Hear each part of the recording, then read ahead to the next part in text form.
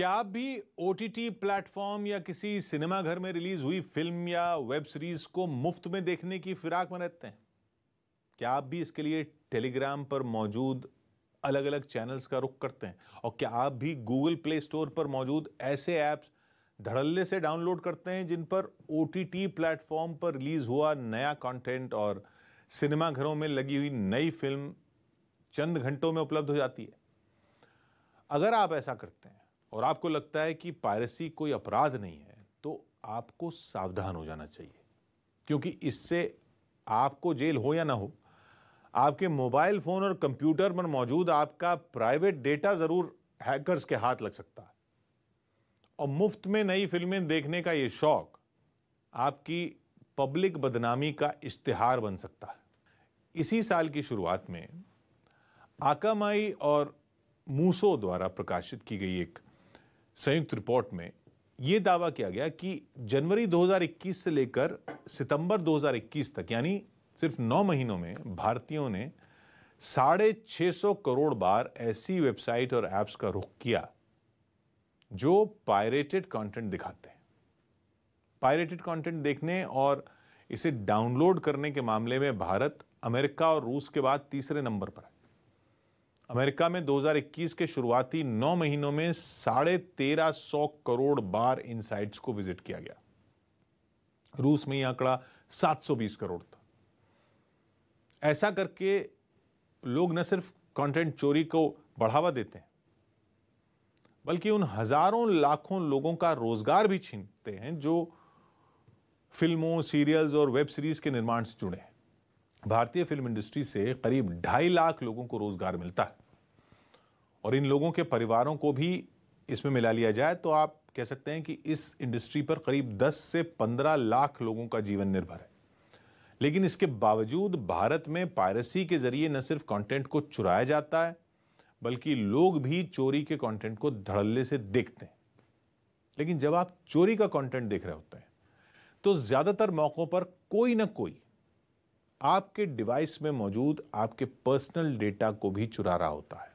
Digital citizens investigation की एक report के मुताबिक आपको फ्री में लेटेस्ट कंटेंट दिखाने का वायदा करने वाली वेबसाइट्स और एप्स पर आप जैसे ही क्लिक करते हैं, आपके प्राइवेट डेटा में सेंधमारी शुरू हो जाती है। दिक्कत यह है कि इनमें ज्यादातर एप्स भारत के बाहर से संचालित होते हैं और इनके सर्वर भी भारत में नहीं बल्कि किसी दूसरे देश में होते हैं। इसलिए एजेंसियां या इनके खिलाफ कार्रवाई भी कोई नहीं कर पाता। Pikashow, Momix, Popcornflix, mister TV, top TV, movie box, सैकड़ों ऐप ऐसे जो कई साल से मशहूर ओटीटी प्लेटफॉर्म्स का कंटेंट चुरा कर धड़ल्ले से बेच रहे हैं। इनमें सिर्फ टॉप टीवी के मालिकों को ही मुंबई पुलिस पिछले साल गिरफ्तार कर पाई थी। लेकिन भारत के बाहर से संचालित होने की वजह से ज्यादातर ऐप्स के खिलाफ कोई कार्रवाई नहीं हो पाती। जब अलग अलग राज्यों की पुलिस इस बारे में गूगल को सूचित भी करती है तो भी समय पर इनके खिलाफ एक्शन नहीं हो पाता। अगर गूगल प्ले स्टोर से इन ऐप्स को हटा भी देता है तो ये कुछ दिनों के बाद नए नाम से हाजिर हो जाते हैं और पायरेसी का ये सिलसिला यूं ही चलता रहता है। इसके अलावा लोग इन एप्लीकेशंस के एपीके वर्जन को भी इंटरनेट से डाउनलोड करते हैं। एपीके फाइल डाउनलोड करने पर इसे गूगल प्ले स्टोर से डाउनलोड करने की जरूरत नहीं पड़ती। अब तो इनमें कई ऐप्स ने खुद अपने ग्राहकों को 30 से 50 रुपए का मासिक सब्सक्रिप्शन देना शुरू कर दिया है। इसके अलावा लोग व्हाट्सएप और टेलीग्राम की मदद से भी पायरेटेड कंटेंट को डाउनलोड करके देखते हैं। खासकर टेलीग्राम पर ऐसे सैकड़ों चैनल हैं जो प्रीमियम कंटेंट को बहुत कम दाम पर बेचते हैं। लेकिन कई बार जब लोग इन टेलीग्राम चैनल्स पर मौजूद लिंक्स पर क्लिक करते हैं तो उन्हें किसी दूसरी साइट पर डायरेक्ट कर दिया जाता है। इनमें कई साइट न सिर्फ आपके डेटा को चुरा लेती हैं बल्कि आपके डिवाइस में मैलवेयर भी इंस्टॉल कर देती हैं। इसके बाद आपको एहसास भी नहीं होता और आप हैकर्स के जाल में फंस चुके होते हैं। वैसे तो भारत में पायरेसी गैर कानूनी है।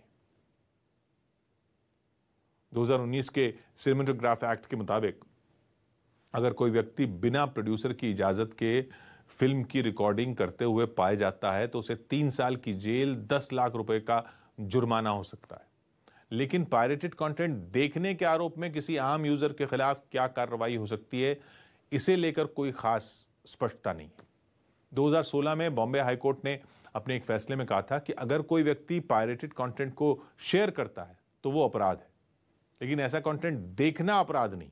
आपकी ये जो प्राइवेट डेटा है वो उनको मिल जाए ताकि वो उसको खरीद फरोख्त कर सकें, उसकी सेल कर सकें, ना केवल सुपरफिशियल नेट पर बल्कि साथ ही साथ डार्क नेट पर भी। दुनिया में कोई फ्री लंच नहीं है, कोई फ्री भोजन नहीं है।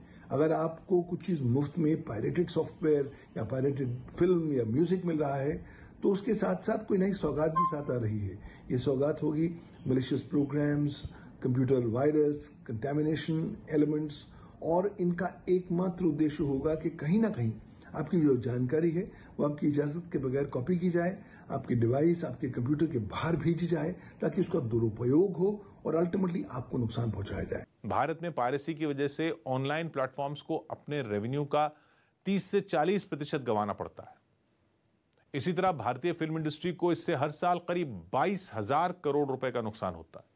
हर साल फिल्म इंडस्ट्री से जुड़े 60,000 लोगों को अपनी नौकरी भी गंवानी पड़ती है।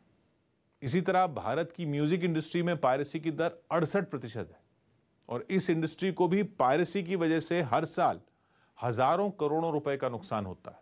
कई लोगों का रोजगार भी छिन जाता है, क्योंकि जब कंटेंट बनाने वाले कमा ही नहीं पाएंगे और ज्यादातर मौकों पर उन्हें नुकसान उठाना पड़ेगा तो फिर भला वो लोगों को नौकरी पर कैसे रखेंगे। इसलिए अगली बार जब आप कोई कंटेंट मुफ्त में देखने के चक्कर में पायरेसी का सहारा लें तो ध्यान रखें, आप न सिर्फ किसी का रोजगार छीन रहे हैं बल्कि अपने पर्सनल डेटा को भी संकट में डाल रहे हैं।